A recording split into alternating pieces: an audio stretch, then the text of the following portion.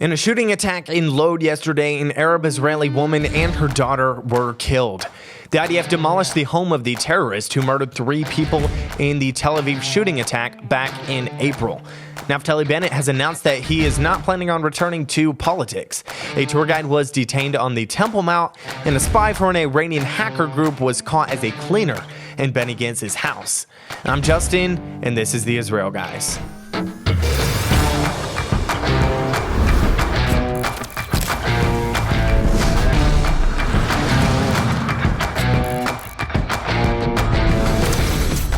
Hello and welcome to the Israel Guys, where we believe that in a world of Jew hatred and anti-Israel propaganda, you should have a direct connection to the land and people of Israel. Guys, make sure you drop a like on the video and even share it with all your friends. We want to get our content out to as many people in the world so everyone can know the actual truth of what is happening here in the land of Israel. There's a lot of fake news being spread around the world of what is going on here in Israel, and we want to combat that narrative, that leftist narrative of fake news, and we want to bring you the accurate headlines from Israel. Also, subscribe and hit the notification bell so you never miss an episode of the Israel Guys. So on Monday evening, there was a shooting attack in Lod. A 34-year-old woman and her daughter and her 2 daughters were actually sitting in their car in Lod when they were shot at, and the mother and one of her daughters were, unfortunately, they were killed. The victims were afterwards identified as Arab-Israeli residents, Manar Hajjaj and her 14-year-old daughter, Hadera. Hadera's twin sister was also wounded in the shooting. She was in the car with family, as I said before, and she was evacuated in moderate condition to the Shamir Asaf Harofeh Medical Center in Be'er Yaakov. Lod police officers have opened an investigation into the shooting, but the local authorities there are saying that this was not terror-related, but it was a criminal act. So Prime Minister Yair Lapid, he offered his condolences to the victims' families, and he vowed to increase security in Lod, which he is doing. We're going to talk about in just a second, and in the Arab sector at large. He said, quote, "The terrible murder in Lod of Manar Hajjaj and her 14-year-old daughter Hadera, together with the sequence of violent events of the last few days, requires us to increase enforcement in the presence of police forces in the cities and to ensure that the punishment for any act of violence is harsh." At the same time that this incident attack occurred in Lod, it's strange to say there's a coincidence that an unknown assailant shot a man who was sitting in a car in a parking lot in Tel Aviv, wounding him moderately. He was evacuated to the hospital, and he's in moderate condition now. So Yair Lapid promised to increase security measures in Lod and to crack down on the violence that is happening. So it looks like he is keeping his word here. In the wake of this attack, of the murder of this woman and her daughter Monday night, Israel is planning on deploying an additional 300 police officers to Lod to help crack down on the violence that is happening there. Police Commissioner Yaakov Shabtai, he issued a statement Tuesday morning in response to the shooting. And about this, he said, "The investigation of the shooting incident in Lod is our top priority at the Israel Police. We are employing all the tools, means, and forces in order to decipher the difficult and serious case that happened last night." He also said the department will open a new office in Lod to coordinate efforts against crime in the Arab sector, adding that 300 officers, as I said before, will be deployed to Lod for operations over the coming weeks. Hopefully, they will be able to decrease the violence that is happening there. Last year, when the rocket attacks were happening last May, when the rockets were coming from Gaza, there was a lot of violence happening in Lod. Even Arab Israelis were attacking Jews and beating them up a lot in Lod. So hopefully the violence will be able to be decreased with these officers going to Lod. Guys, the IDF is paying retribution for the terrorist who murdered 3 people back in April in Tel Aviv. So IDF troops operated overnight Monday to demolish the home of this terrorist who committed the shooting attack, in which unfortunately 3 people were murdered. It was a horrible attack. We're going to play the video here of the house being blown up.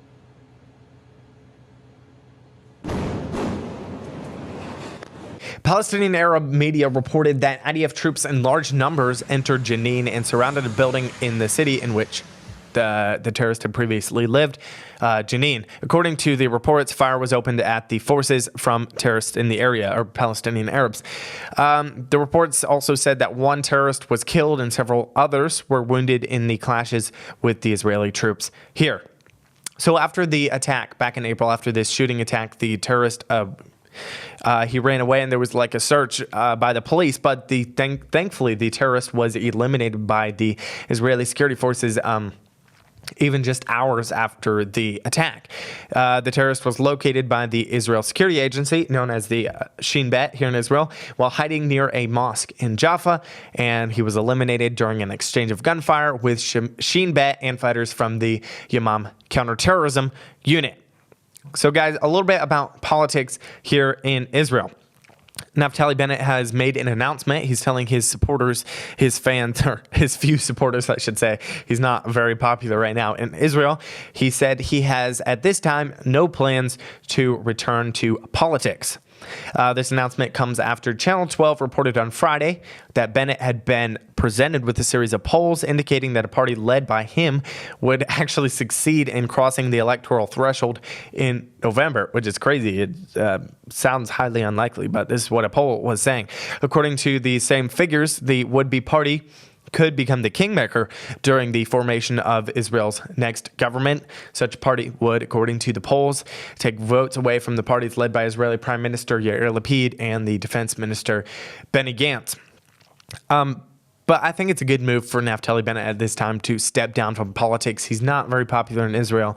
In a lot of people's eyes, he sort of betrayed the country. He was running on very far-right principles and conservative, but then he sat in a government with Arabs who supported terrorism, and he sort of betrayed the country, and he did some very bad things in the government when he was prime minister.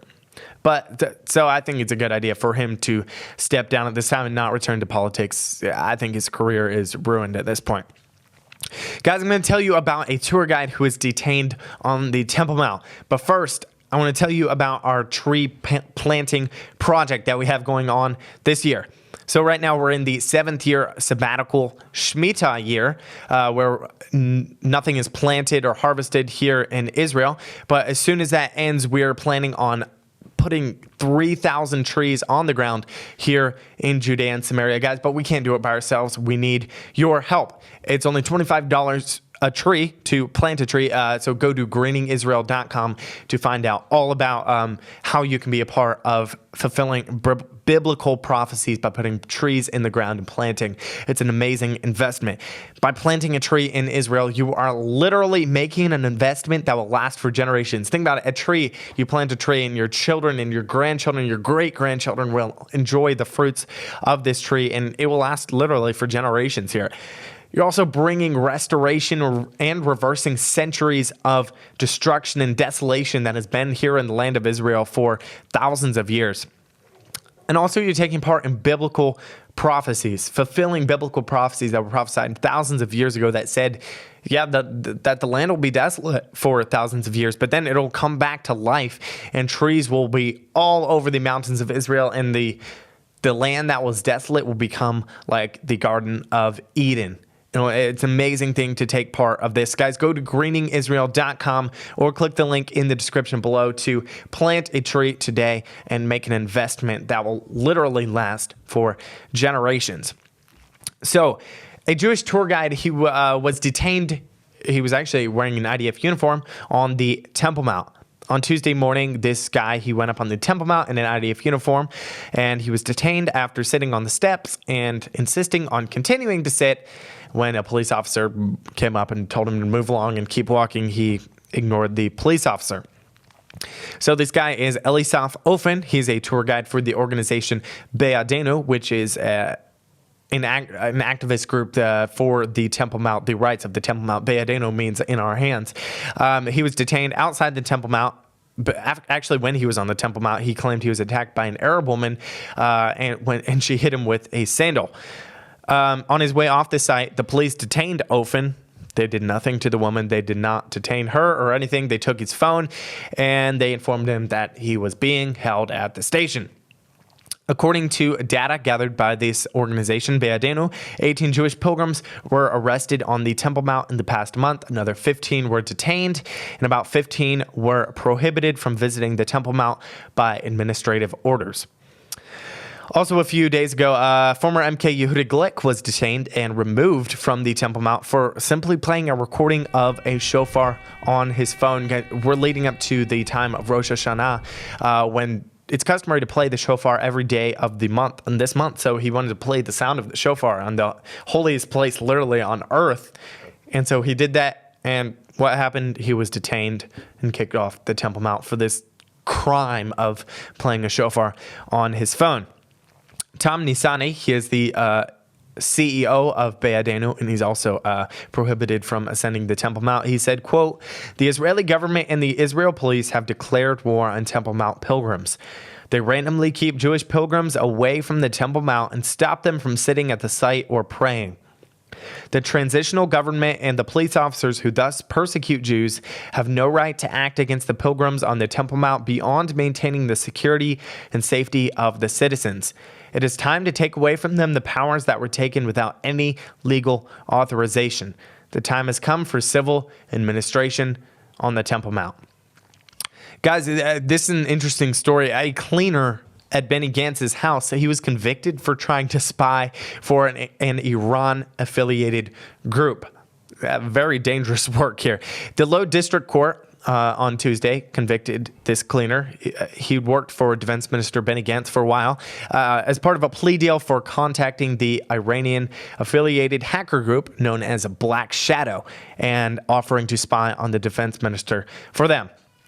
So according to a Justice Ministry statement, the 37-year-old Omri Gorakhovsky, sounds Russian, he was from Lod. He offered to supply information from within the minister's actual home, such as classified documents from his computer. Thankfully, the attempt was thwarted by the Shin Bet, and no classified material was revealed, according to the ministry. The cleaner proposed to Black Shadow that he actually install a virus onto Gantz's personal computer. He contacted the group after reports earlier in 2021, which discussed Black Shadow and its hacking attempts on Israeli targets. So this cleaner, he's been sentenced to 3 years in prison as part of the deal. He only got 3 years in prison, so apparently he didn't do very much. Usually spies are treated a lot harsher than this, but I guess he didn't actually do a very good job at spying, so he only got 3 years in prison. But this is not the first time that Gantz has been the target of hostile intelligence operations. In March of 2019, Gantz's cell phone was hacked, and it was likely linked to Iran. At that time, the Shin Bet had told Gantz that he would need to assume that any information on his phone was compromised by groups hostile to Israel, but it appeared that afterwards no classified information was on the phone, thankfully. Guys, let us know what you think in the comments below. We love to interact with you and to see the questions that you have, and we love to engage with you and answer your questions. But tune out the fake news and tune into what is actually happening in the land of Israel. We'll be back every Monday, Wednesday, and Friday with your direct connection to the land and people of Israel.